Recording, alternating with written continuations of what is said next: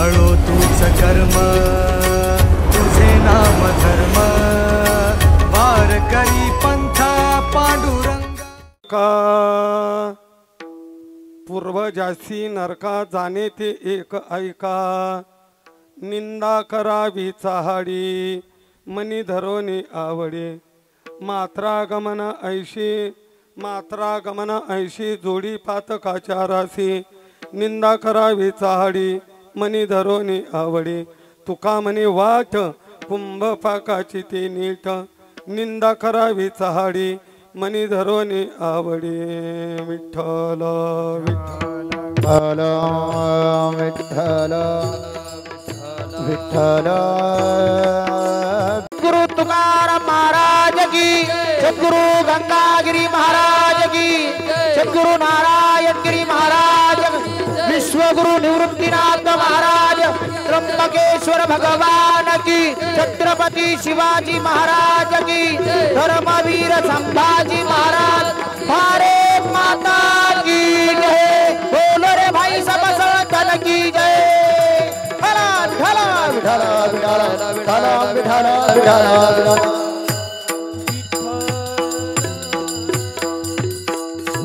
पूर्वजाशी नरका जाणे ते एका एका निंदा करावी चाहाडी मनी धरोनी आवडे परमपुरुषम शौर्य पांडुरंग अमरारी कमलनयन काना गोपिका चित्तहरी प्रगजन गज शोभे रुक्मिणी रम्य वामी सदैव धवल श्री विठ्ठलं चिंतयामि पांडुरंग कारू प्रथम नमन पांडुरंग कारू प्रथम नमन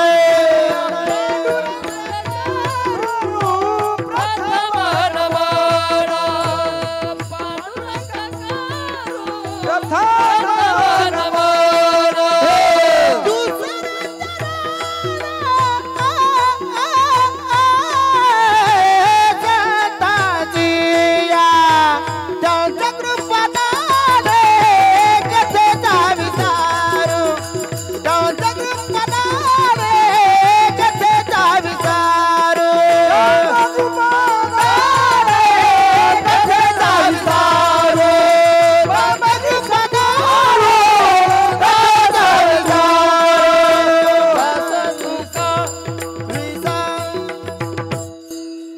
धबल धाम हेम शैलम बद्यः धनुजवानुकृशानु ज्ञानी नामाग्रगण्यम सकल गुण निधान वानर नामधीशम रघुपति प्रिय भक्त मातात्मजम नमामि ओम नमो ज्ञानेश्वरा करुणा करा दयाळा तुमचा अनुग्रह लादलो पावन झालो चराचरी नमो सद्गुरु तुकया ज्ञानदीपा नमो सद्गुरु सच्चिदानंद रूपा नमो सद्गुरु भक्त कल्याण मूर्ती नमो सद्गुरु भास्करा पूर्ण कीर्ती गंगा विशुद्धम नितपाद स्पर्शम सरोवेष्टितं चुंबितं पुण्यस्थानं सराले स्थितं तं समाधिस्थ मूर्तिं नमामि गंगा गिरियोगी राजम तपो ज्ञान वैराग्य भक्ति स्वरूपम सदा अलंकृतं साधु संन्यास योगम मुखीयश्य वेदांत शास्त्रार्थ निधिं नमो नारायण गिरिजी ब्रह्म स्वरूपम दयांचे गिलिया स्मरण होय सकळ विद्यांचे अधिकरण तेच बंधू श्रीचरण श्री गुरूंचे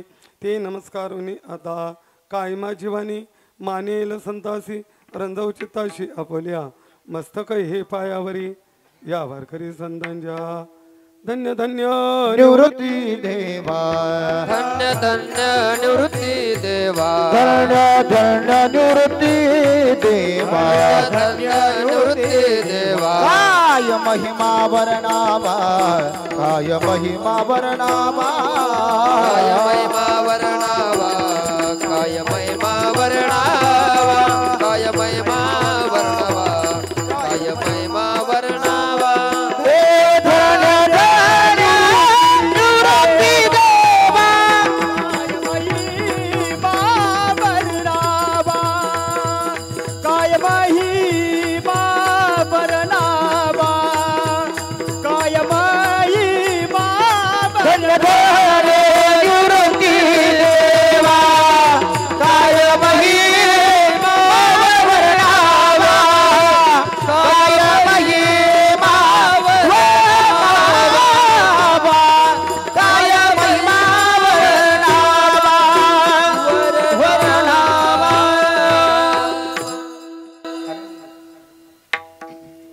पूर्वजाशी नरका जाणे ते एक ऐका निंदा करावी चाडी मनी धरोनी आवडे.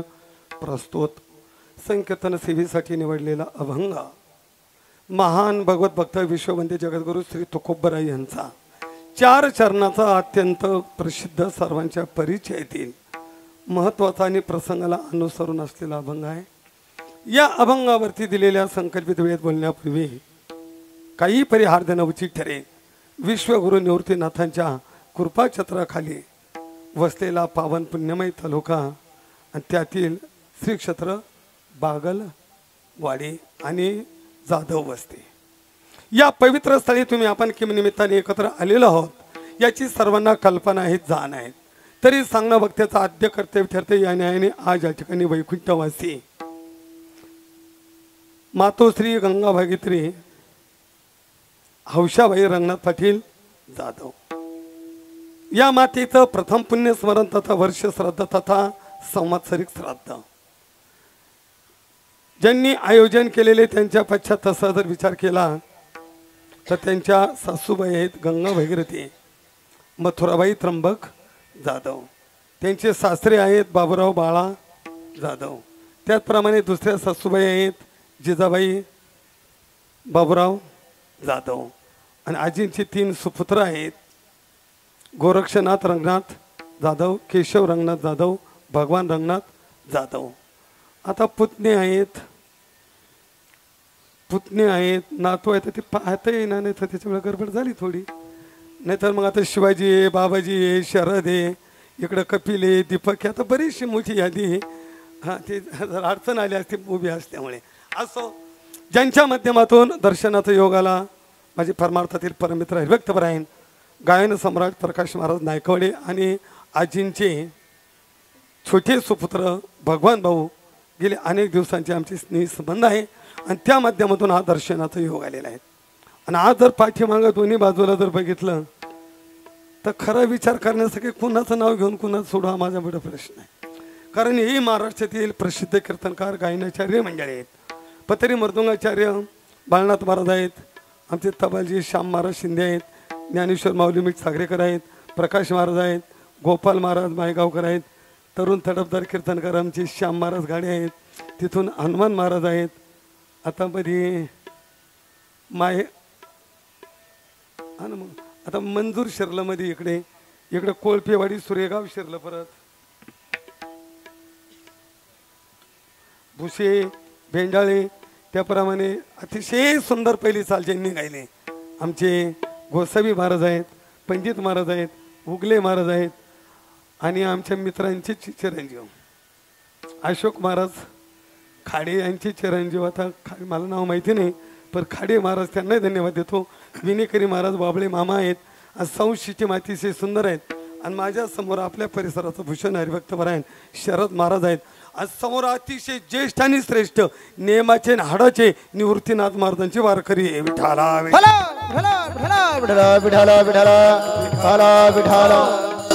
आणि आमची सोशल मीडिया गजार हरिनामाचा परसोड्यावरून आलेत नाही का आमचे उद्धव दादा, त्यांनाही धन्यवाद. मातृवर्गाला धन्यवाद देतो आणि दिलेल्या वेळेत बोलण्याचा प्रयत्न करतो.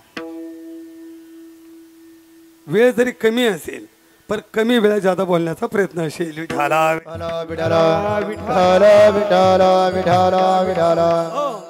इथं आल्यानंतर मला प्रकाश महाराज भगवान भाऊनीची माहिती दिली.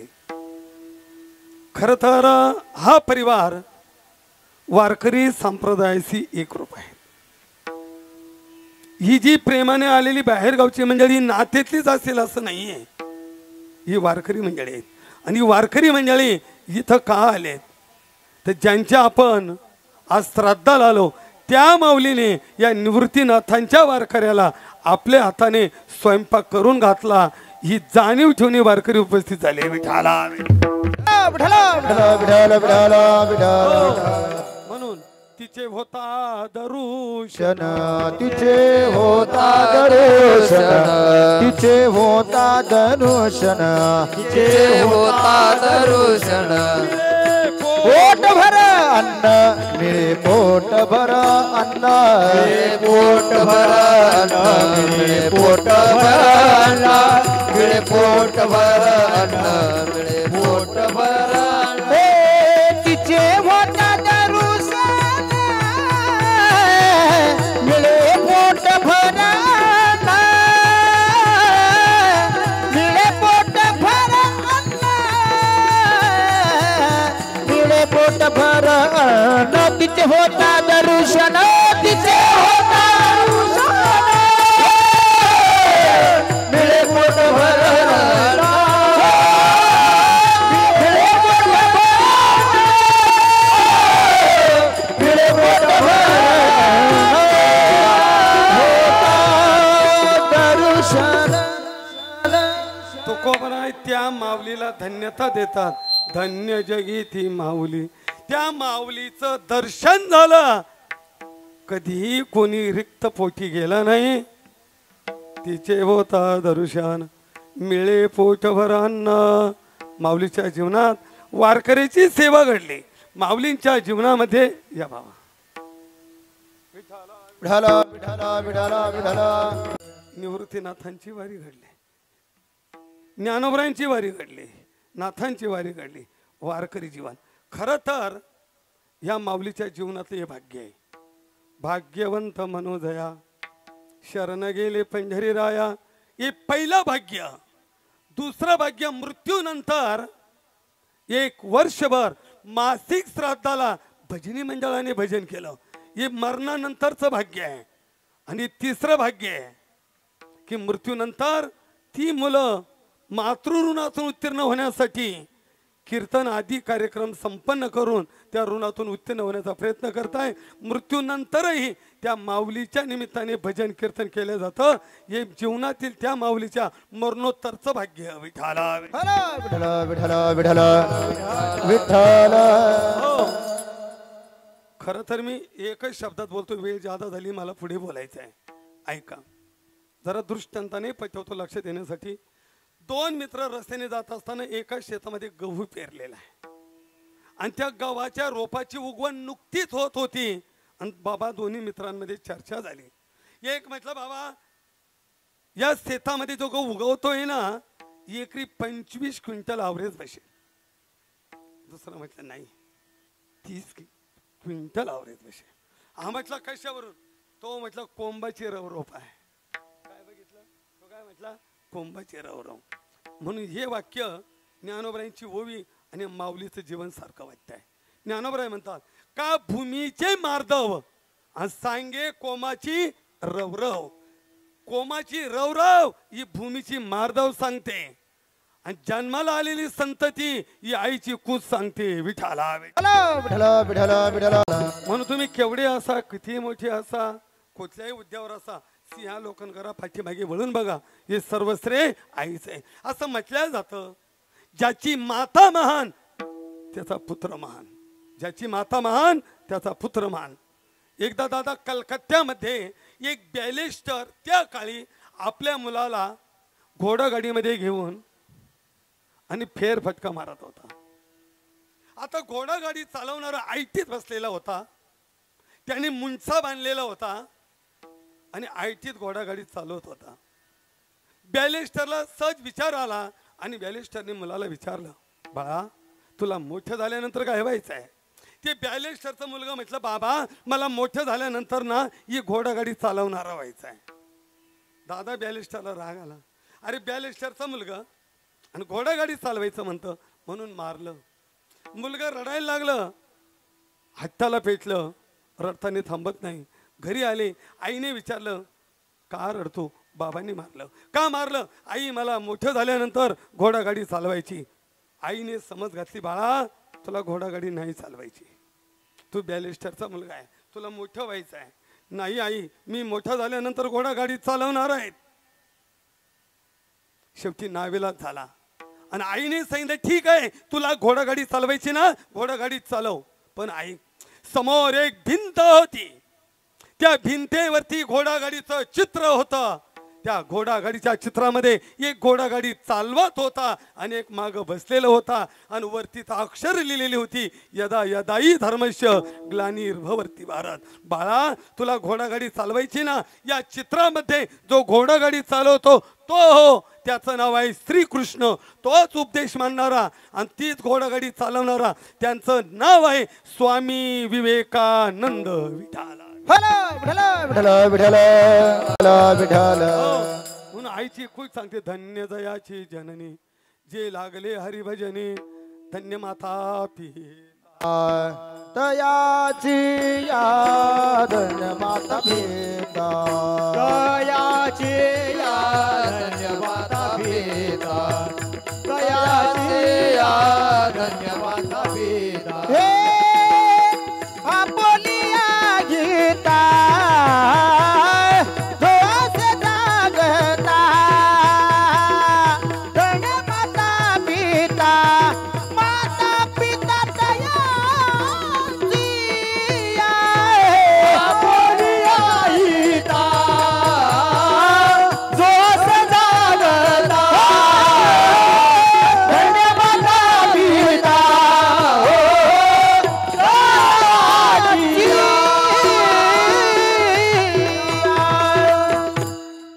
नारायण गाय नारायण ध्याय, नारायण गाय नारायण जाय, नारायण गाय नारायण गाय, नारायण गाय नारायण गाय. धन्य त्याची माय प्रसवली, धन्य त्याची माय प्रसवली, नारायण गाय नारायण गाय, नारायण गाय नारायण गाय, नारायण गाय नारायण गाय. प्रसवली तया कुळाचा उद्धार, तो तरी निर्धार नामा म्हणे. धन्य माय व्याली सुकृताचे फळ आणि आशा माऊलीच्या सेवेचा योग माझ्या जीवनात आला. परी माझ्या दैवा पार नाही, परी माझ्या दैवा पार नाही, परी माझ्या दैवा पार नाही. तुका मने मात घडो त्याची सेवा, परी माझ्या दैवा, परी माझ्या दैवा पार नाही. तुका मने मात घडो त्याची सेवा, परी माझ्या दैवा, परी माझ्या दैवा पार नाही, पार नाही. वडगावची गाडी पुढे निघाली माणसाच्या. चला द्या. आणि त्या माऊलीला वंदन करतो आणि सेवेला प्रारंभ करतो. या अभंगामध्ये बाजवासी बाबा पूर्वज नरकात कशाने जातात अभंगात खुलासा केला. पण हा खुलासाने पूर्वजांचा उद्धार कशाने होतो. आता सर्वप्रथम त्यांचा उद्धार कशाने होतो हा मुद्दा प्रस्थापित करतो आणि नंतर नरकात कशाने जातात तो मुद्दा प्रस्थापित करतो. ऐका, कारण आपल्याच चुकीच्या वागण्यामुळे गैरवर्तनामुळे पूर्वज नरकाला जातात आणि आपल्या चांगल्या क्रियेमुळे पूर्वजांचा उद्धार होतो. कारण त्यांना सुद्धा अपेक्षा आहे. स्वर्गात गेलेले पूर्वज बाबा ते अपेक्षा करतात. आता अगोदर पूर्वज कोण हे लक्षात ठेवा. अगदी संक्षिप्त बोलतो. जोपर्यंत जीव वडिलांच्या ब्रह्मांडामध्ये आहे तोपर्यंत त्याचं नाव आहे शुक्राणू. आईच्या उदरात गेला की त्याचं नाव आहे गर्भ. जन्माला आला की त्याचं नाव आहे शिशु. रांगायला लागला त्याचं नाव आहे बाळ. पळायला लागला त्याचं नाव आहे किशोर. मागे बाया करायला लागला त्याचं नाव आहे तरुण. सगळं कळायला लागलं त्याचं नाव आहे प्रौढ. 50च्या पुढे गेला त्याचं नाव आहे म्हातारा. प्राण गेला की याला म्हणतात मड. आपण प्रेत म्हणतो पण हा प्रेत शब्द अभिप्रेत नाही आहे. याचं नाव खरं मड आहे. त्याला तो कोबऱ्यांचा पुरावा आहे. मडे झाकुनी करती पेरणी कुणब्याची वाणी लवला हो. आपण प्रेत म्हणतो त्याला प्रेत नाही, खरं याचं नाव आहे मड. आणि तिथून पुढे श्राद्धापर्यंत जी योनी प्राप्त होते तिचं नाव आहे प्रेत. आणि श्राद्धानंतर पितर आणि 3 पिढ्या माग गेले की त्यांचं नाव पूर्वज. विठाला विठ्ठल विठ्ठल विठ्ठल विठ्ठल. पितर असो का पूर्वज असो एक आरतीधारा यांची इच्छा आहे की आमचा उद्धार आमच्या कुळातील पाठीमागच्यांनी करावा. ही इच्छा कोणाची महाराज? त्यांची इच्छा. आता ज्ञानोबरायांची ओवी आहे का? ज्ञानोबराय म्हणतात तरी पितर काय करती कासयाने स्वर्गी वसती म्हणून तीही येती कुळापाशी. ज्ञानोबराय म्हणतात पितरांचा स्वर्गातील उंच मान कशाने प्राप्त होतो? तो मुलाकडून होतो. म्हणून ते पितर मुलांकडून अपेक्षा करतात. विठाला मग त्यांची अपेक्षा काय आहेत? ते यांनी आमचा उद्धार करावा. मग आता पूर्वजांचा उद्धार कशाने होतो?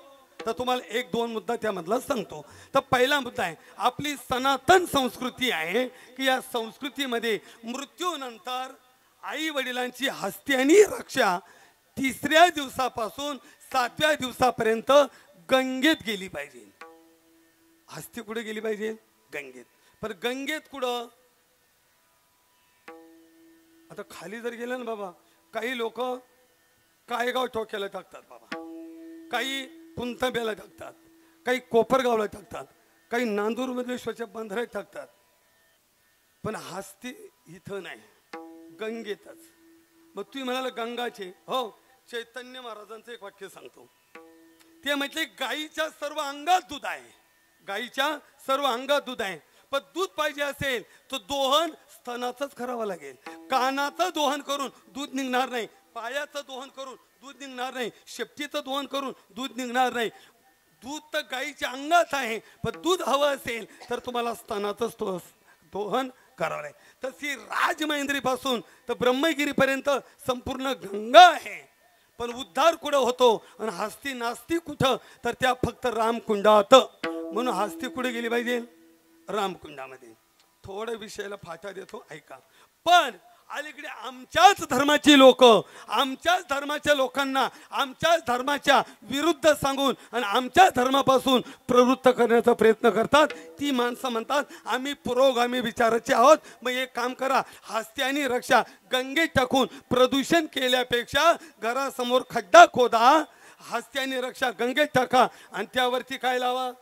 बोला बोला मोकळे बोला, काही झडपण नाही द्यायचं. काय लावा? झाड लावा. दादा बरोबर. हे उचित आहेत का?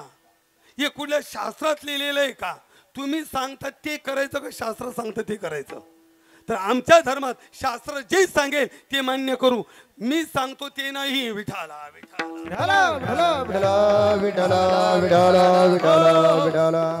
बरं, आपल्या जवळ नाशिक आहे, खात्री करून घ्या. नाशिकला जर रामकुंडामध्ये हस्ती गेली ना बाबा, 10 तासामध्ये हस्तीचं सर पाणी होतं. किती? 10. आणि मान्य करावं लागेल तुम्हाला. कितीतरी रोज हस्ती पडतात. निदान 4 महिन्यात बाबा फूट अर्धा फुटाचा थर येऊ शकतो. मग तुम्ही जा, नुकत्याच टाकलेल्या हस्ती दिसतील, जुन्या हस्ती दिसत नाही. बरं खाली जाऊन बघा, हस्ती सापडणार नाही. वरती बघा, हस्ती सापडणार नाही. बरं महानगरपालिका त्या उचलून कुठे नेऊनही टाकत नाही. मग हस्ती जातात कुठं? तर 10 तासात माहिती म्हणून देतोय, रामकुंडामध्ये हस्तीचं पाणी होतं. का होतं? तर याच्या मागे वैज्ञानिक कारण आहे. वरती जे वाहते ती गोदावरी, एक प्रवाह वरुणेचा वाहतो, एक प्रवाह भागीरथीचा वाहतो. वरुणेच्या प्रवाहामध्ये फॉस्फरस वाहतं आणि भागीरथीच्या प्रवाहामध्ये गंधक वाहतं. गंधक आणि फॉस्फरस ते पाणी मिश्रण तयार होतं आणि हस्ती पडल्या, ते पाण्याचा स्पर्श झाला की 10 तासात काय होतं? हस्ती विलीन. हस्ती दास्ती उदकी, हस्ती विलीन होतात. म्हणून हस्ती कुठे गेली पाहिजे? गंगेत. पण गंगेत कोणत्या? तर शास्त्राने भागीरथी सांगितली. आता भागीरथी का सांगितली? कथा सगळ्यांना ज्ञात आहे, श्रुत आहेत. सगर पुत्र कपिल मुनीच्या शापाने भस्मसात झाले आणि उद्धार होण्यासाठी, पूर्वजांचा उद्धार होण्यासाठी काय सांगितलं? जोपर्यंत स्वर्गातील गंगा मृत्यू लोकात येत नाही आणि यांची हस्ती गंगेत जात नाही तोपर्यंत उद्धार होणार नाही. मग अनेकांनी प्रयत्न केले. इक्षुक आला, दिलीप आला, नंतर भगीरथ आला आणि भगीरथाने प्रयत्न केले, गंगा मृत्यू लोकातून आणली आणि गंगेमध्ये हस्ती गेल्या आणि पूर्वजांचा उद्धार झाला. पूर्वजांचा उद्धार व्हावा असं वाटत असेल तर हस्ती गंगेत गेल्या पाहिजे. त्याला मी पुरावा देतो. पुरे माई एकची पुत्र पोटी, हरी स्मरणे उद्धरे कुळे कोटी. आणि मग पुढे म्हटलेलं आहे, धन्यवंशी जन्मला भागीरथ धन्यवंशी जन्मला भागीरथ गंगा आणून पूर्वज केले मुक्त वंशी जन्मला भागीरथ धन्यवंशी जन्मला भागीरथ गंगा आणून पूर्वज केले मुक्त धन्यवंशी जन्मला भागीरथ धन्यवंशी जन्मला भागीरथ साधा मुद्दा लक्षामध्ये ठेवा.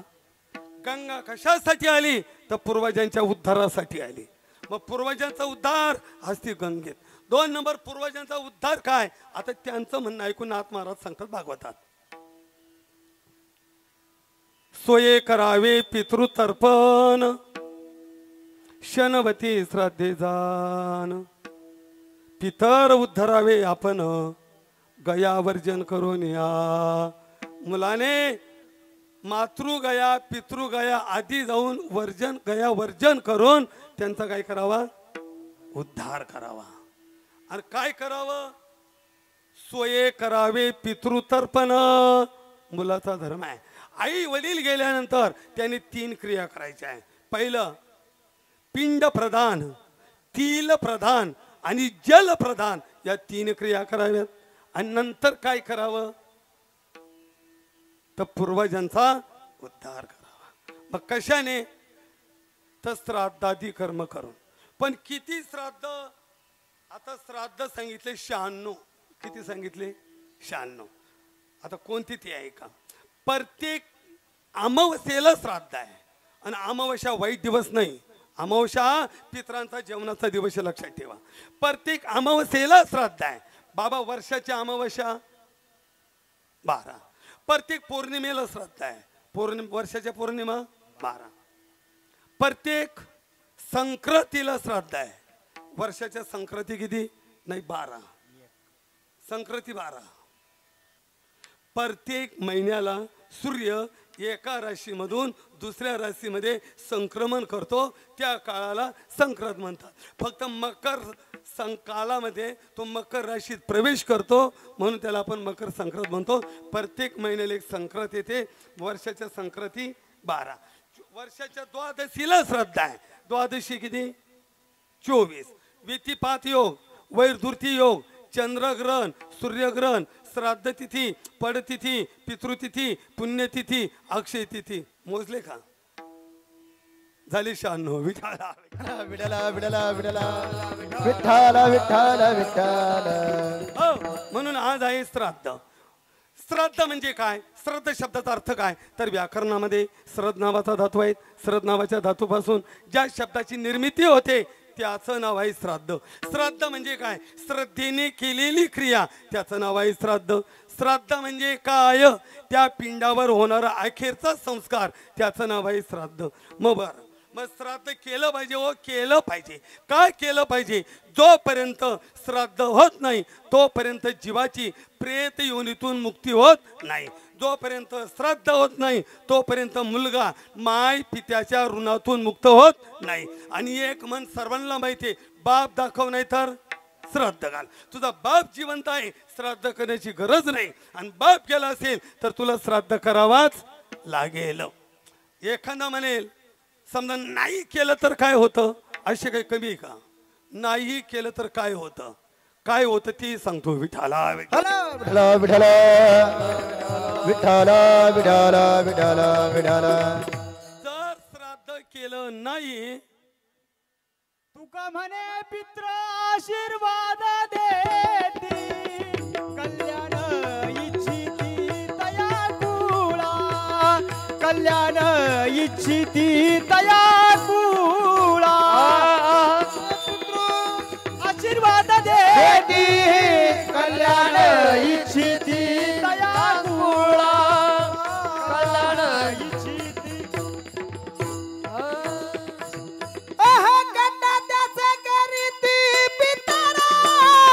वंशी दुराचार पुत्र झाला करीती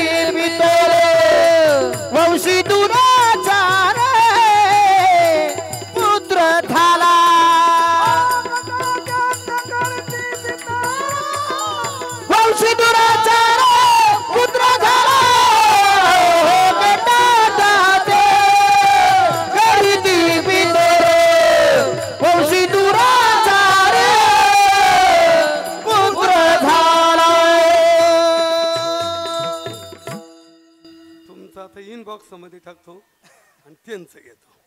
खरं ती विरोधाभास झाला. जर श्राद्धादी कर्म नाही केलं तर काय होतं, तर पहिलं मी तुम्हाला शास्त्र काय सांगतं ते सांगतो. शास्त्र म्हणतं बाबा त्याच्यासारखा मूर्ख तोच आहे. श्लोक ऐका. श्राद्धम पुरुषन ददती न दैवतानि चर्चिता सौहृद मित्र न लभते तमूर मूढ चेतसहा. मूढ म्हणजे मूर्ख. जो मुलगा आई वडिलांच्या मृत्यूनंतर श्राद्धादी कर्म करत नाही तर मूढचेचा तो मुलगा मूर्ख आहे. जो हिंदू धर्मात जन्माला येऊन जो देव देवतांना मानत नाही तर मूढचेतसा तो मुलगा मूर्ख आहे. आणि ज्याला चांगल्या विचाराचे मित्र बनवता येत नाही तो कुणालाही मित्र बनवतो तर मूढचेतसा तो मूर्ख आहे. आणि मग पितर शाप देतात. आहा कटा त्याचे करती पितर. आणि काय म्हणतात, वंशी दुराचार पुत्र झाला उपजला काळ कुळाला विला विटाळ कुळाला विला विटाळ कुळाला विला विटाळ उपजला काळ कुळाला विला विटाळ कुळाला विला विटाळ कुळाला विला विटाळ. हे उपजला काळ कुळाला विला विटाळ. हो कुळाला विला विटाळ कुळाला विला विटाळ. उपजला काळ कुळाला विला विटाळ विटाळ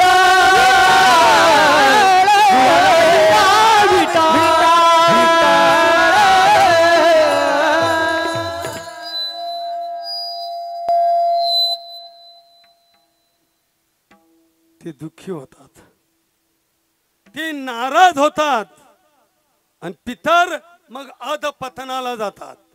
आणि पितर अधपतनाला गेले बाबा का मग ते आपल्याला शाप देतात. काय देतात, शाप देतात. पितर अधपतना जाती पितर अधपतना जाते अधपतना जाते अधपतना जाते. शाप देती अति क्रोधे शाप देते अति क्रोधे शाप देते अति क्रोधे शाप देते अति क्रोधे शाप देते अति ओ पितर अधिपतना जाती शाप देती अति क्रोध शाप देती अति क्रोध वा वा. शाप देती अति क्रोध. अधपतना जाती शाप देती अति क्रोध शाप देती अति क्रोध शाप देती अति क्रोध अति क्रोध. महाराज म्हणजे पितरांचं अधपतन होतं. आणि अधपतनाला गेले का ते शाप देतात. शाप म्हणून ऐका, आजही बसलेल्या माणसांपैकी बरीच माणसं ही पितृदोषात आहे. आता पितृदोषाला 57 कारण आहे. आता 2-3 सांगतो कळण्यासाठी, इतकं तर काही सांगणं शक्य नाही. ऐका, विचारलं म्हणलं का हो 3 तुम्ही एक, माझ्याकडे बघा म्हणे हो एक. म्हणलं मग बाबा गेले सुतक का नाही धरलं. ते म्हटले महाराज अख्खं गावाच्या का कुळाचं आहे आणि मग नेहमी कोणी ना कोणी जात राहतं. मग आम्ही एकत्र बसताना वाडे वाचले. मला कसे वाचले म्हणजे वरचा वाडा, मधला वाडा आणि खालचा वाडा. भिका बाबाचा वाडा, तुका बाबाचा वाडा, सका बाबाचा वाडा. हां मेलं त्या वाड्यातलं मी या वाड्यातला. बेच्या तोडताना बोलताना सोपं आहे पण बेच्या तोडणं अतिशय अवघड आहे. जर बेट तोडायची असेल या विश्वामध्ये गोदावरीच्या किनाऱ्याशिवाय कुठेही बेट तुटत नाही. ज्यांना बेट तोडायची असेल त्यांनी गोदावरीच्या किनारी जा. नुसती भावकी नाही, पाहुणे न्या, मित्र न्या, सोयरे न्या. 2 भाऊबंद 2 बाजूला बसवा आणि मध्ये पाहुणा बसवा आणि भावकीच्या अगोदर पहिलं पाहुण्याचं मुंडन करा. पाहुण्याचं का तर आम्ही बेट तोडतोय तू जामीन आहे. तो कोण आहे त्याला पहिले जामीन आणि अगोदर सांगू नका बरं का.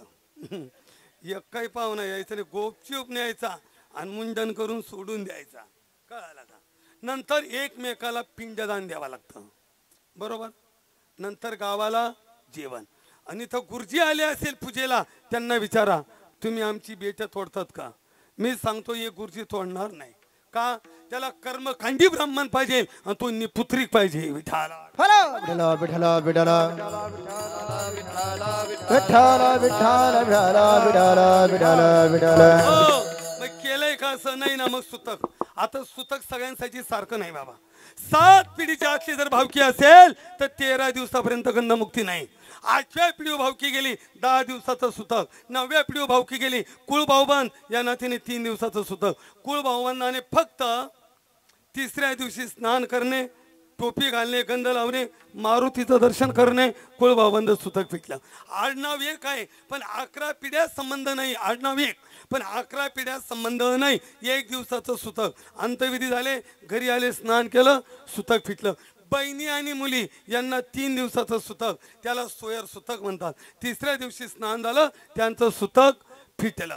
पण सुतक धरावाच. आता एखादी व्यक्ती परागंधी झाली कुठं गेला काय गेला जिवंत मेला माहितीच नाही हो त्याचं काय करायचं.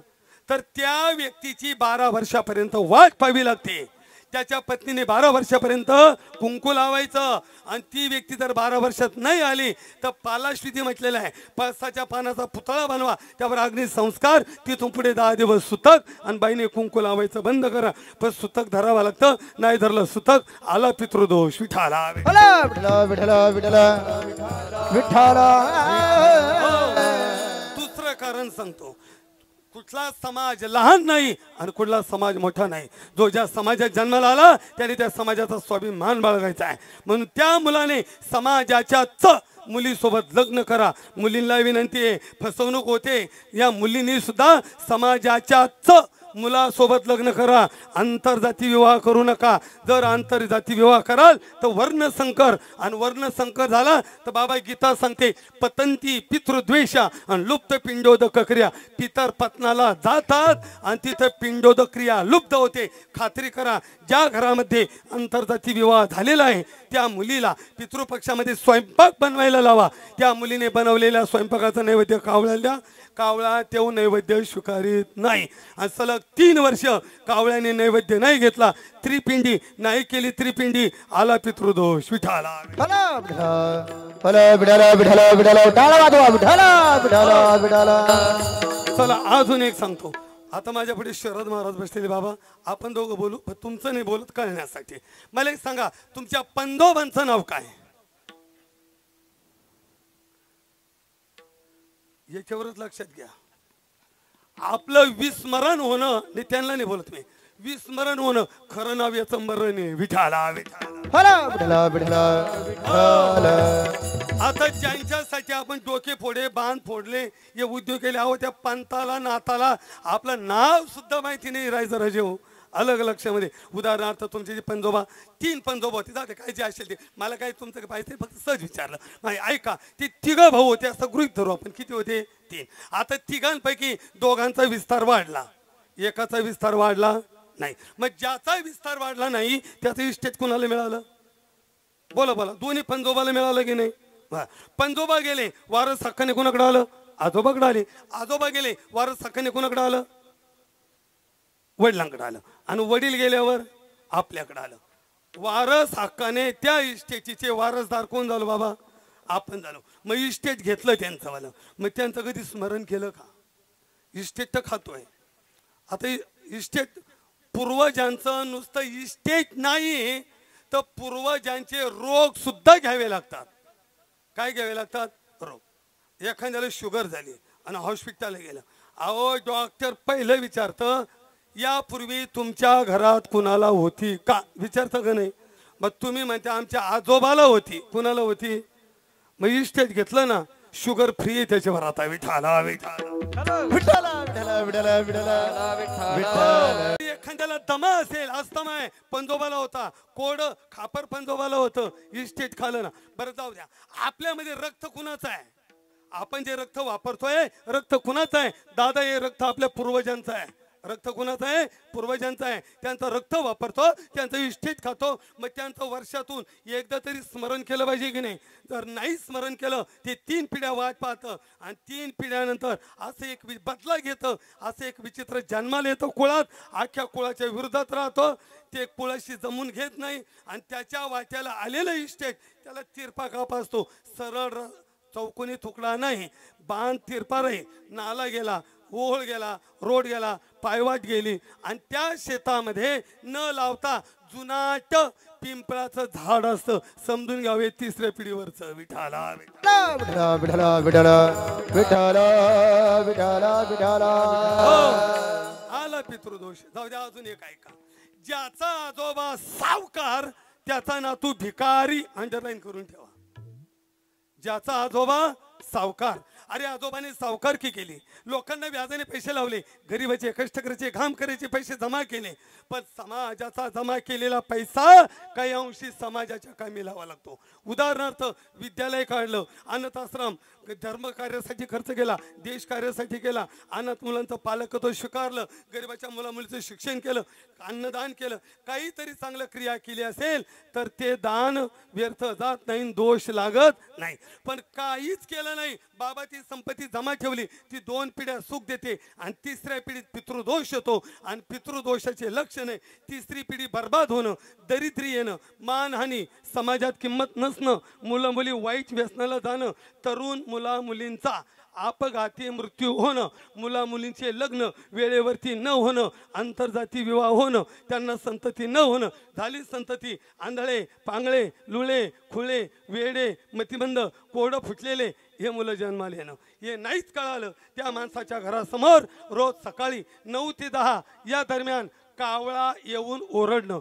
हे नाहीच कळलं. हा उजवा हात, ही आयुष्य रेषा, तळाशी 2 रेषा फाटल्या, डाव्या बाजूला गुन्हा करायची फुले आली.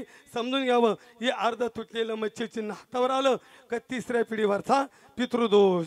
श्राद्ध नाही केलं तरी पितृदोष होतो. विठाला विठाला विठाला विठाला विठाला विठाला विठाला. मग आता तुम्ही म्हणाल महाराज केलं त्यांनी आणि भोगायची वेळ आली आम्हाला. मन माहिती आहे ना, आजानं केलेलं पाप कुणाला भोगावं लागतं? बोला कोणतं? मग हे विठाला विठाला विठाला विठाला विठाला विठाला. बरं, याला उपाय काय? तर तुम्हाला सोपा उपाय सांगून जातो. जर तुमच्याकडे वेळ असेल ना, कथा कीर्तन प्रवचन भजन जाऊन बसा, श्रवण करा. कथा कीर्तनामध्ये दोष नष्ट होतात. जळती दोषाचे डोंगर, दोषाचे डोंगर, शुद्ध होती नारी नार, होती नारी नार, गाती ऐकती सादर, ऐकती सादर, ते पवित्र हरिकथा, ते पवित्र हरिकथा, ते पवित्र हरिकथा. जळती दोषाचे डोंगर, दोषाचे डोंगर, शुद्ध होती नारी नार, शुद्ध होती नारी नार, एकाती ऐकती साधन, ते पवित्र हरिकथा, ऐकती साधन, ते पवित्र हरिकथा, हरिकथा, हरिकथा, हरिकथा. म्हणून हरिकथा श्रवण जेव्हा भजन होईल, कीर्तनकाराने सांगावं म्हणून नाही, आपल्या स्वहितासाठी विठ्ठल होईल तेव्हा प्रत्येकाने टाळी वाजवून कथा श्रवण करा. कीर्तनामध्ये दोष जातात. 1 नंबर. एक सोपा मंत्र सांगतो तुम्हाला, करता आलं तर बघा. पितृदोष राहू द्या, काल सर्प राहू द्या, हृदयाची रेषा तिरपी होऊ द्या, राऊत वटा उंच होऊ द्या, चंद्राचा खळगा होऊ द्या, कुठलेही लक्षणं असू द्या, तुम्हाला एक मंत्र सांगतो. हा मंत्र प्रभावी आहे. जर तुम्ही या मंत्राचा जप कराल तर हा पितृदोष मोरे बाबा त्या मंत्र पुढे शुल्लकी किती मोठा राहू द्या हो, फक्त त्या मंत्राचा जप करा. आणि तो मंत्र ज्ञानोपरायांनी हरिपाठात दिला. रामकृष्ण नाम सर्व दोष हरण रामकृष्ण नाम सर्व दोष हरण रामकृष्ण नाम सर्व दोष हरण रामकृष्ण नाम सर्व दोष हरण जड जीवाता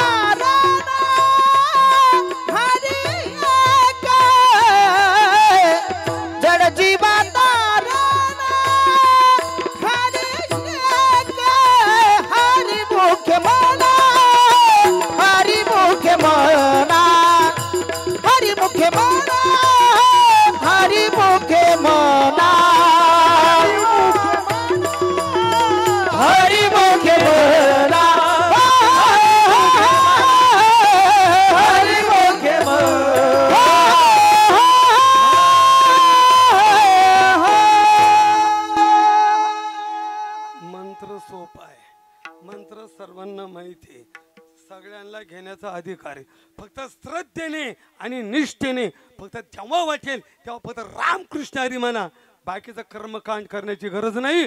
हा पितृदोष या मंत्र पुढे भनात पळतो. विठाला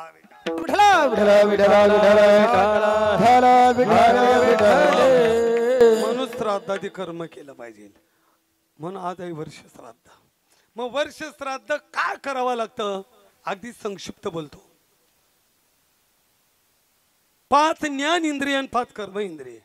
या इंद्रियामध्ये पाठव्य 50 नंतर या इंद्रियातील शक्ती हळूहळू कमी होते.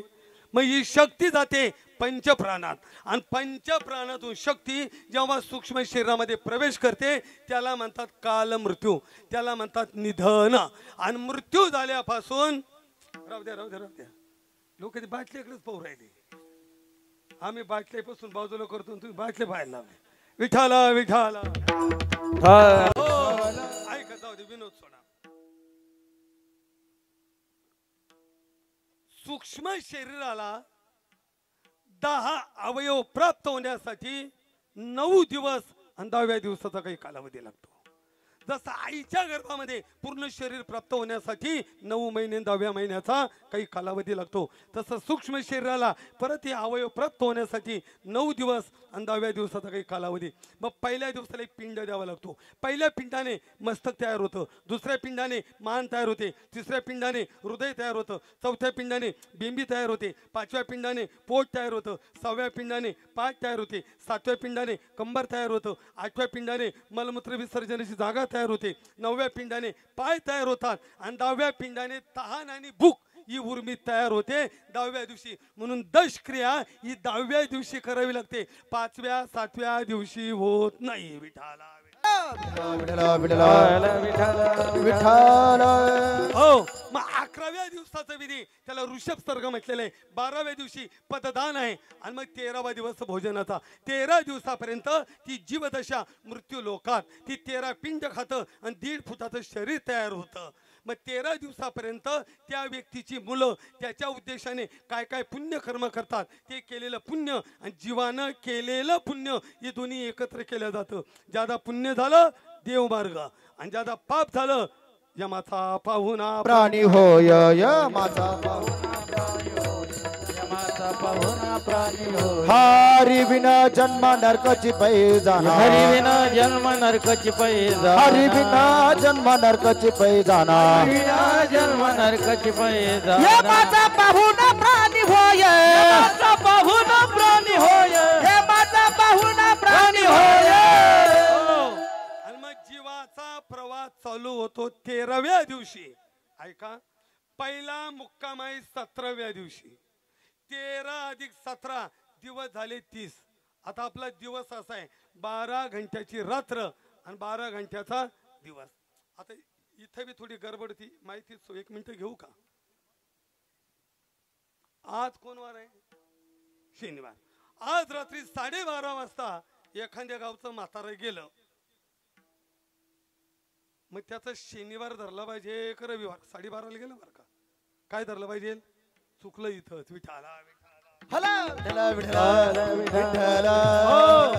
रात्री गोसाई बाबा रात्री 12 वाजता इंग्रजांचा घड्याळ बदलत, हिंदूंचा वार तिथी नाही बदलत. या सूर्योदयापासून तर त्या सूर्योदयापर्यंत आहे. पण तरी शेवटचा किमान 2:30 पावणे 3च्या पुढे गेलं तर रविवार, आत गेलं शनिवार, तुम्ही धरला रविवार, त्याचं 10वं आलं 11व्या दिवशी, 13वं आलं 14व्या दिवशी, श्राद्ध आलं 1 वर्ष 1 दिवसाना. ते राहिलं अतृप्त, तिथीशिवाय पितर स्वीकार करत नाही. आला पितृदोष हे कारण. विठाला विठ्ठला विठ्ठला विठ्ठला विठ्ठला विठ्ठला विठ्ठला विठ्ठला विठ्ठला.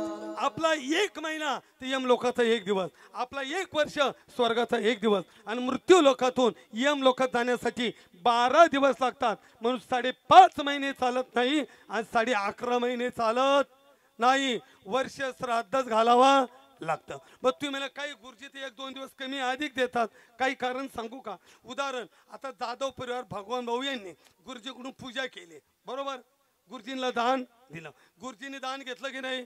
हे दान अशुद्ध आहे. हे दान घेतल्यानंतर त्या गुरुजींना घरी गेल्यावर पहिलं स्नान करावं लागेल, जानवं बदलावं लागेल, कपडे बदलावं लागेल, आणि किमान 11,000 वेळा गायत्री मंत्राचा जप करावा लागतो. तसं हे दान शुचिर्भूत होत नाही. जे ब्राह्मण असे करतात, मी त्यांना वंदन करतो, ते पूजनीय.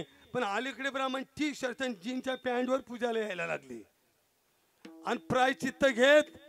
आता इकडे जर कुंपणानं शेत खालं तर तक्रार न्यायची कोणाकडं? विठाला ते पूजा करतात, दक्षिणा घेतात, पण प्रायचित्त घेत नाही. आणि जे गुरुजी प्रायचित्त घेत नाही, हा पितृदोष. त्या गुरुजींनाही बाबा सोडित नाही. म्हणून बऱ्याच ब्राह्मणांच्या घरी वेडे, मतिमंद, व्यंग, भोळसर, बावळट आणि बेवडे पोरं जन्माला आले. विठाला त्यांनी काही सांगू द्या, आपण नाही वर्ष श्राद्धच करायचं.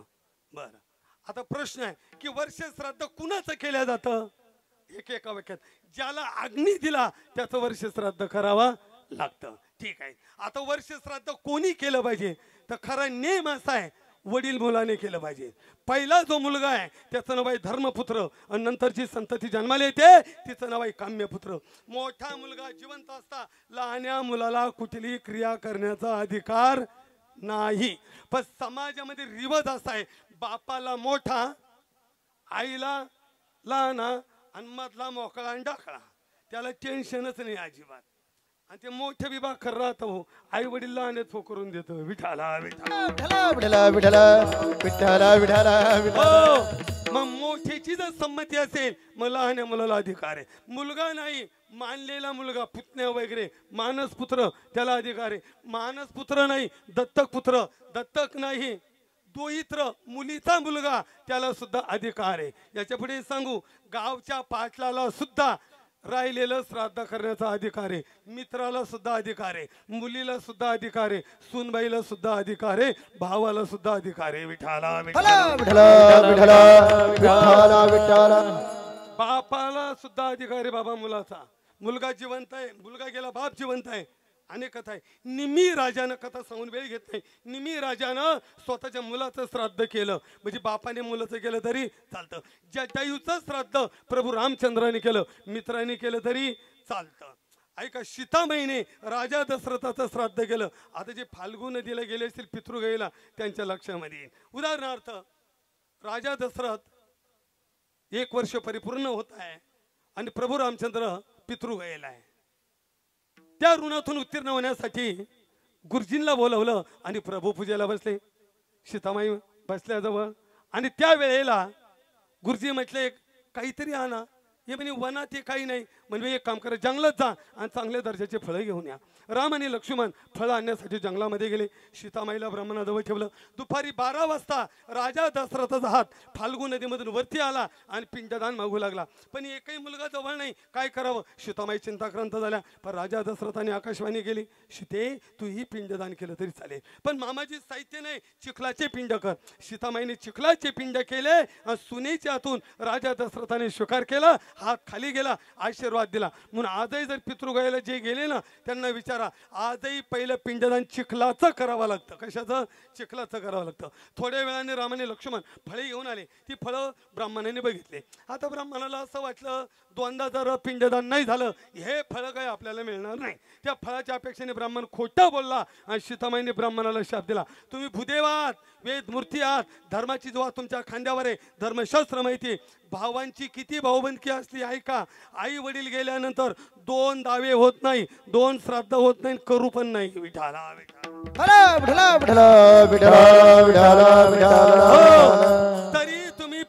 तरी तुम्ही खोटं बोललात म्हणून सीताबाईने शाप दिला. जा इथून पुढे तुम्हाला किती दान दिलं तरी तुमचं समाधान होणार. अख्खा महाराष्ट्र दिला. आता नको, वातावरण वेगळं आहे. विठाला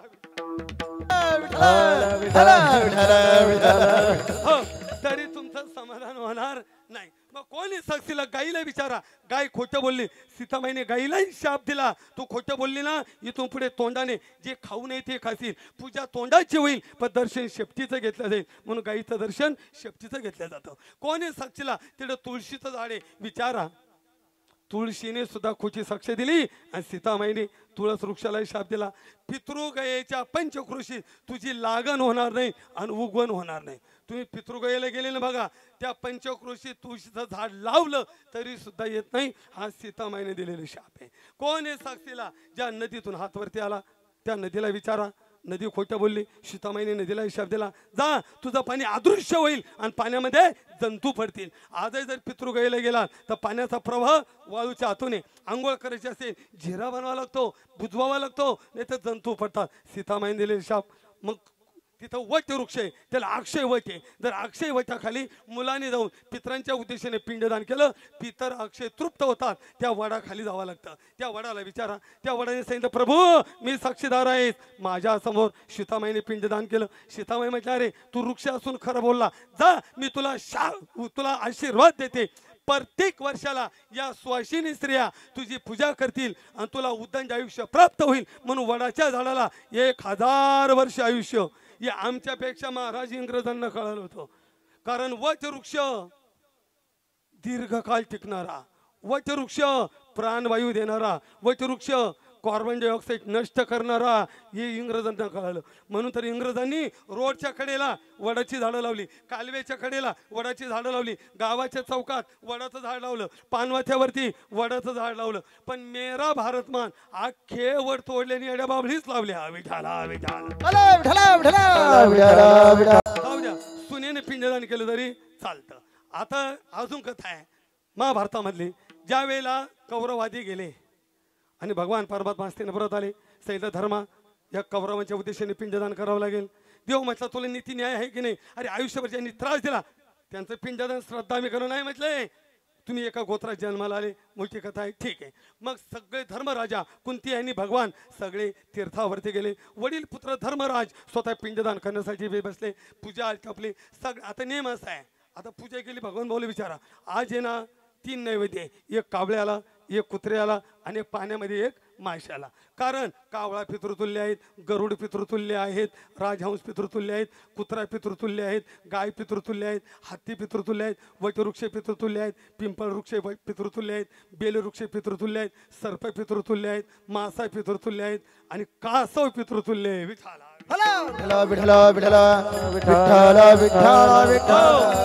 मग देवाचा पिंड जलाशयामध्ये सोडायचा असतो. तो पिंड उचलला पण कुंती जवळ आली आणि कुंतीने सांगितलं, धर्मा थांब रे, अजून एक पिंड राहिलं. आई सगळ्यांचं झालं ग, नाही रे एक राहिलं. कुणाचं? कर्णाचं राहिलं. धर्मराज म्हटलं, आई त्या कर्णाचं पिंडदान मी का करावं? तो दासीच सुते, तो गोत्रातला नाही.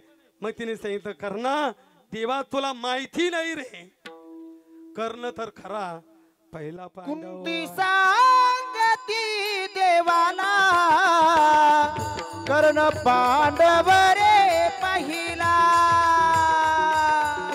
सांगती देवाला कर्ण पांडव रे पहिला. तळ हाती जन्मला बाळ सोडून दिला गंगा जळ. सोडून हाती जन्मला बाळ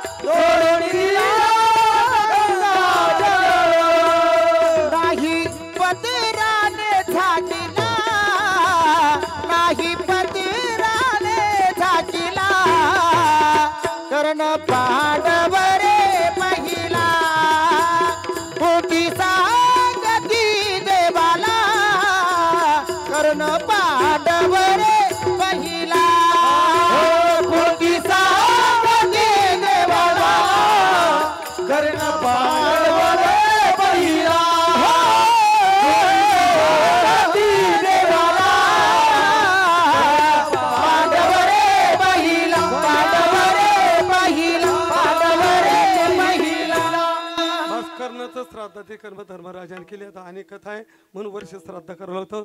पहिला मुक्काम आहे 17व्या दिवशी, 13+17 दिवस झाले 30. पहिल्या मुक्काचं गाव आहे सौम्यपूर. दुसरा प्रवास आहे शिपत्र नावाचं नरक, क्षेत्री तिथं कामाला येते. तिसरा प्रवास आहे तप्तभूमीवरील चालविती बाई, चापला तिडे कामाला येतात. पुढे चढ उतार आहे, डोकशिडी आणि काची तिडं कामाला येते. पुढे अंधकूप नावाचा नरक आहे, कंदील दिवा तिडं. पुढे वैतरणा नदी पार करून जी वर्ष श्राद्ध असतो त्या दिवशी 12:30 वाजता मुलाच्या दरवाजावर येत असतो. म्हणून श्राद्धादी कर्म करावं लागतं. विठाला श्राद्ध झाल्याने तर पितर जेवला का तृप्त होतं. मग तुमचं प्रमाण घ्या. तुका म्हणे पितृ आशीर्वाद देते, कल्याणीचे ते सदा त्यांचे. मग त्यावेळेला ते तृप्ती होते आणि आशीर्वाद देतात. मग त्यांचा उदर श्राद्धादी कर्म. पण त्यांचा उदर कशाने होईल? फक्त सरळ 1-2 प्रमाण आहे का? जर एखादा वारकरी असेल आणि पंढरपूर क्षेत्रामध्ये जाऊन जर तो अन्नदान करत असेल, तो 1 नाही 2 नाही कोटी कुळाचा उद्धार करतो. म्हणून होते पित्रांचे मनोगत. पुत्र होईल हरिभक्त, कुळे उद्धरील समजतं. पण तो विषय पतने पडत असे. अरे एक हरिभक्त जन्माला यावं आणि त्याने कोटी कुळाचा उद्धार करावा. जर एक वारकरी जन्माला आला, पंढरपुरात गेला, तिथे अन्नदान केलं तर त्याने कोटी कुळाचा उद्धार केला. येथे 100 दिले अन्न होय कोटी कुळाचे उद्धारण. कोटी या केले पूर्ण आयशे महिमान्या तीर्थाचे. बस हा महिमा आहे. बरं पंढरपूरला गेला आणि त्याने पंढरपूर नुसतं डोळ्याने पाहिलं तरी पूर्वजांचा उद्धार. पूर्वज उद्धारती सांग पंढरपूर देखलिया. ज्याने पंढरपूर पाहिलं पूर्वजांना. आता आली आळंदीची जवळवारी. जो आळंदीचा वारकरी असेल त्याने सगळ्या गोत्राचा उद्धार केला असा वर ज्ञानोबरायला दिलेला आहे. कोणी दिला? भगवंतांनी दिला. जो करील याची यात्रा तो तारील सकळई मातृ पितृ भ्राता सगोत्र सगळ्या गोत्राचा उद्धार करील. आता एखाद्याला जाणं शक्य नाही. हरिपाठ ग्रंथ लहान नाही आणि अनित्य नेमाचा हरिपाठ ही साधना सरळ जरी असेल सोपी असेल पण फळ मात्र मोठं आहे. जो नित्य नेमाने हरिपाठ करतो त्याच्या पूर्वजांचा वैकुंठाचा मार्ग मोकळा. पूर्वजा वैकुंठ मार्ग सोपा पूर्वजा वैकुंठात. मार्ग सोपा पूर्वजा वैकुंठ. मार्ग सोपा पूर्वजा वैकुंठ. ज्ञानदेव सांगे झाला हरी पाठ. पूर्वजा वैकुंठ. पूर्वजा वैकुंठ मार्ग सोपा. ज्ञानदेव सांगे झाला हरी पाठ. पूर्वजा वैकुंठ. पूर्वजा वैकुंठ मार्ग सोपा. मार्ग सोपा. मार्ग सोपा. आजच्या कीर्तनाचा मध्ये एवढे शब्द घेऊन जा. बाकी नाही ध्यानात राहते चालेल. इतर साधना करा नका करा. इतर काय करता येईल ते करा. कर्मकांड करा नका करा. पण हरिपाठ नित्य नेमाने करा.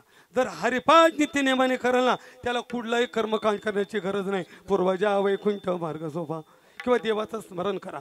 ज्ञानदेवी अभ्यास मोठा नामस्मरण मुखा वाटा. हरी हरी स्मरता. पूर्वज गेले वैकुंठा. मग पूर्वजांचा उद्धार कशाने होईल? वैकुंठाची प्राप्ती कशाने होईल? आता ही एक बाजू झाली. गजाल लय पुढे गेल. ही एक बाजू. आता पूर्वज ही गोष्टी कराल तर त्यांचा उद्धार होईल. त्या मुक्त होतील.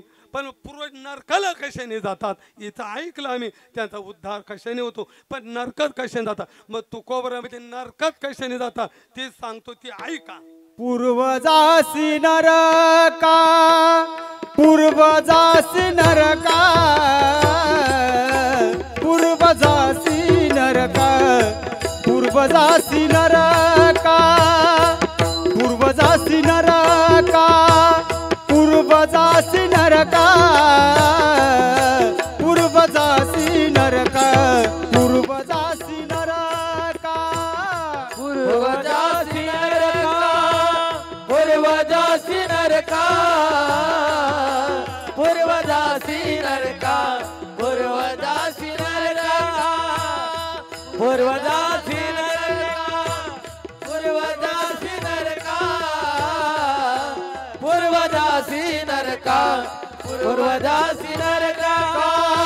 जाना वेते ऐका. जाणे ते ऐका. जाणे ते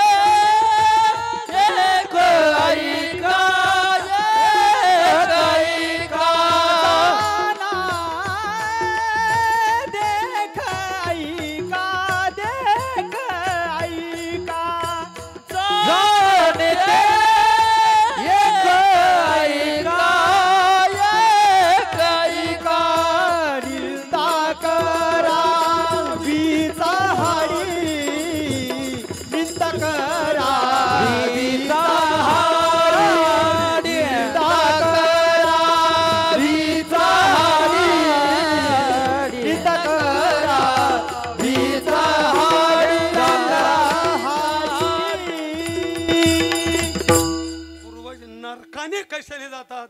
तुकोबरा म्हणतो ती उद्धार कशाने होतं ते ऐकलं, पण नरकात कशाने जातात मार म्हणतो सांगतं ते ऐका. फक्त 2-3 प्रमाणाने शुद्ध करतो. आपल्या संस्कृतीमध्ये आपल्यापेक्षा लहान वयाने मुलगी असेल तिला मुलीचा दर्जा आहे, खांद्याबरोबर असेल बहिणीचा दर्जा आहे, आणि आपल्यापेक्षा मोठी असेल तर आईचा. परविया नारी माऊली समान. पण ज्यांच्या जीवनामध्ये पर स्त्री आली त्याने समजून घ्यावं आपल्या पूर्वजांचा ताफा हा नरकाच्या द्वारात गेला.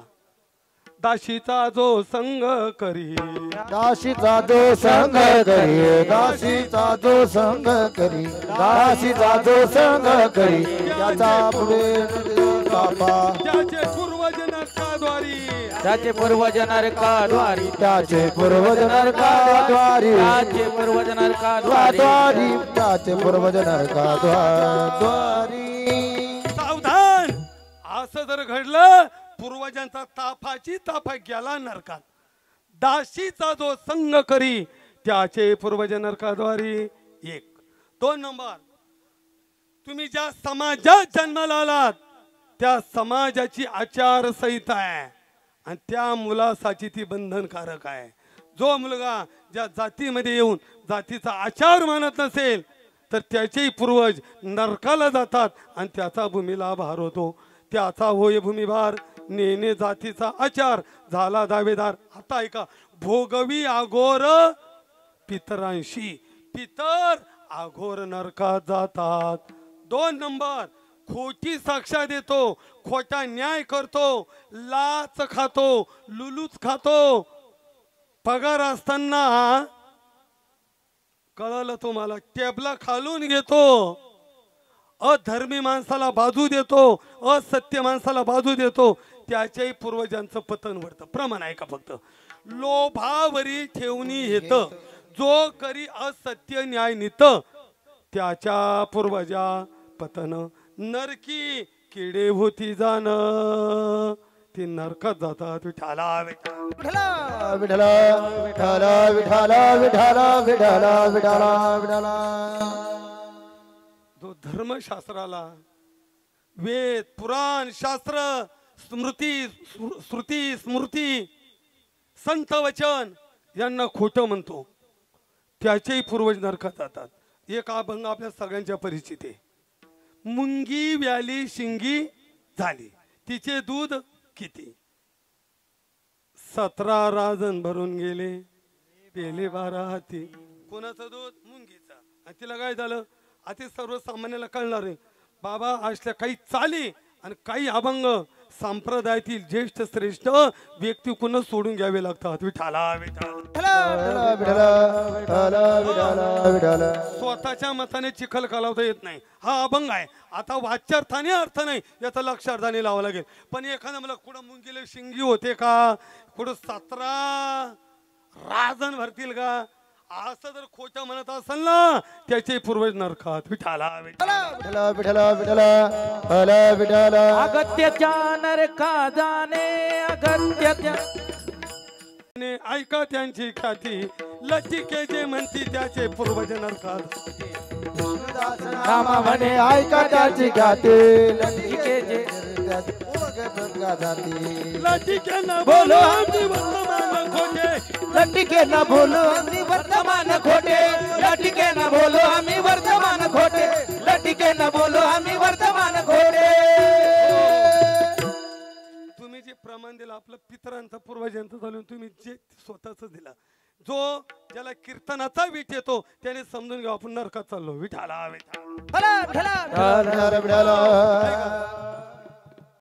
जो शास्त्राला लटका म्हणतो त्याचे पूर्वज नरकाला जातात. मग महाराज अजून कुणाचे जातात? महाराज म्हणजे सांगतो ते ऐका. पूर्वजाशी नरका जाणे ते एक ऐका. अजून एक ऐका कशाने नरकात जातात. तर अभंगाचं दुसरं निंद करावी चहाडी,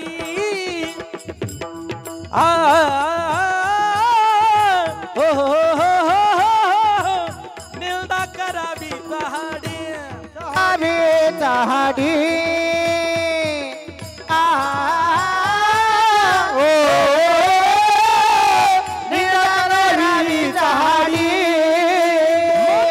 धर नियम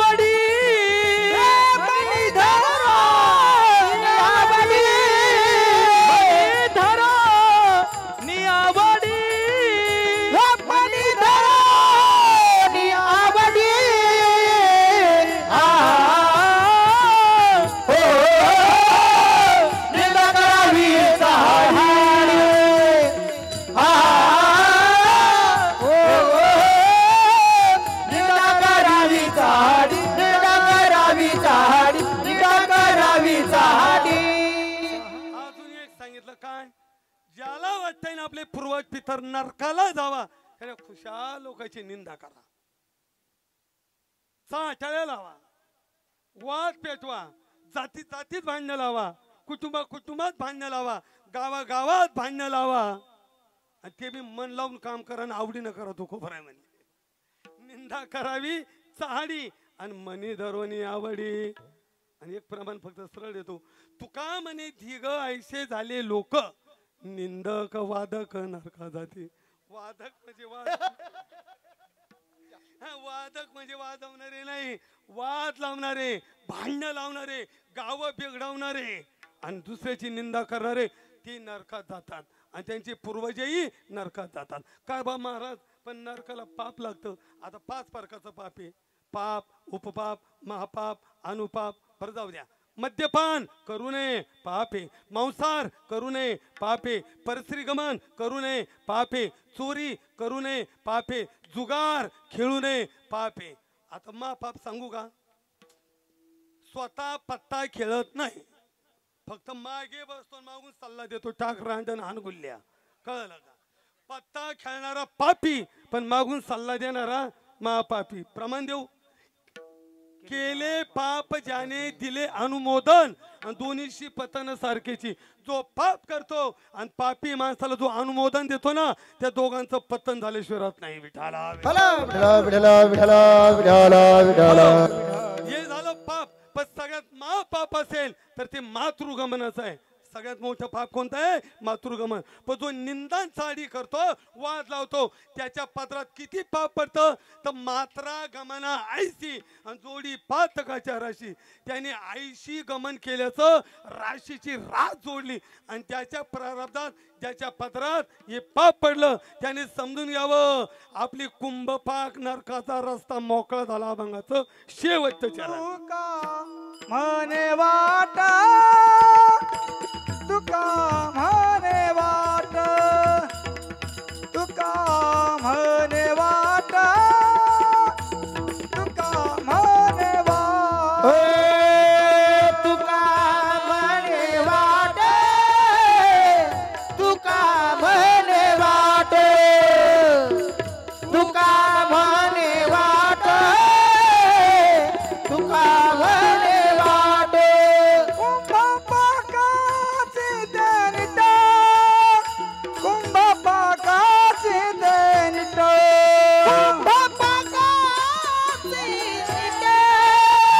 कुंभपाकाचे देनिट. करावी चाडे, करावी चाडे, निंदा करावी चाडे, निंदा करावी चाडे. महाराज एकच अर्थ, निंदा आणि चाडी जीवनात जर आली तर त्याला मात्रा गमना असं पाप जोडलं गेलं. निंदा चाडी जर केली तर त्याचे पूर्वज नरकाला गेले आणि निंदा चाडी जर केली तर त्याने आपलीही स्वतःची कुंभपाक नरकाचा रस्ता सोपा करून ठेवला. सरळ अभंगाचा अर्थ. संकल्पित वेळ संपली. अगदी प्रेमानं सर्वांनी न लाजता वरती हात करू नका, खालीच हात राहू द्या. प्रेमाने टाळी वाजवा. भजन करा. 2 मिनिटं सुट्टी. विठो बारक माये, विठो बारक माये. चला चला. विठो बारक माये, विठो बारक माये, विठो बारक माये, विठो बारक. विठोबार खुमाय, विठोबार खुमाय, जय जय विठोबार खुमाय, जय जय विठोबार खुमाय, विठोबार खुमाय, विठोबार खुमाय, विठोबार खुमाय, विठोबार खुमाय, विठोबार खुमाय, विठोबार खुमाय. मात्र ती पिलाजवळ ठेवून गेली आणि त्या मातृनातून उत्तीर्ण व्हावं या उद्देशाने या तिन्ही बंधूंनी केलेला प्रयत्न, जे काही दान पुण्य घडलं असेल त्या मातेच्या जीवनात पुढच्या प्रवासाला उपयोगाला हो आणि त्याच मातेने स्वतःही आपले आपण घरा सोडवण स्वतःही माऊलीने स्वतःची सोडवण केलेली आहे. पण पुत्र धर्म या नात्याने मग धर्मशास्त्राला अनुसरून मुलांनी क्रिया केलेली आहे. असो बोलण्याचे ओघात कमी अधिक त्याबद्दल क्षमस्व. 2024 सद्गुरू योगीराज गंगागिरीजी महाराज यांचा 177वा अखंड हरिनाम सप्ताह आपल्या पंचक्रोशीमध्ये पंचाळ येथे संपन्न झाला. या कार्यक्रमासाठी आपण सर्वांनी उपस्थिती दाखवली. भोजनासाठी महाप्रसादाची भाकरी पण आणल्या, आमटीसाठी रक्कमही जमा केली. म्हणून सप्ताह कमिटीच्या वतीने सर्वांचा ऋणदेश व्यक्त करतो. उपस्थित सर्व गुणीजन महाराज मंडळी त्यांना धन्यवाद देतो. विनम्र भावाने अभिवादन करतो. झालेली सेवा तुम्हा सर्व सज्जनांचे समर्पित करून सेवेला पूर्णविराम देतो. करविली तैशी केली कटकट वाकडे की नीट देव जाणे विठ्ठल ज्ञानेश्वर मावली ज्ञानराज मावली हो निवृत्ती राया माझ्या निवृत्ती राया सोपान मुक्ता बाई ज्ञान सखया बोला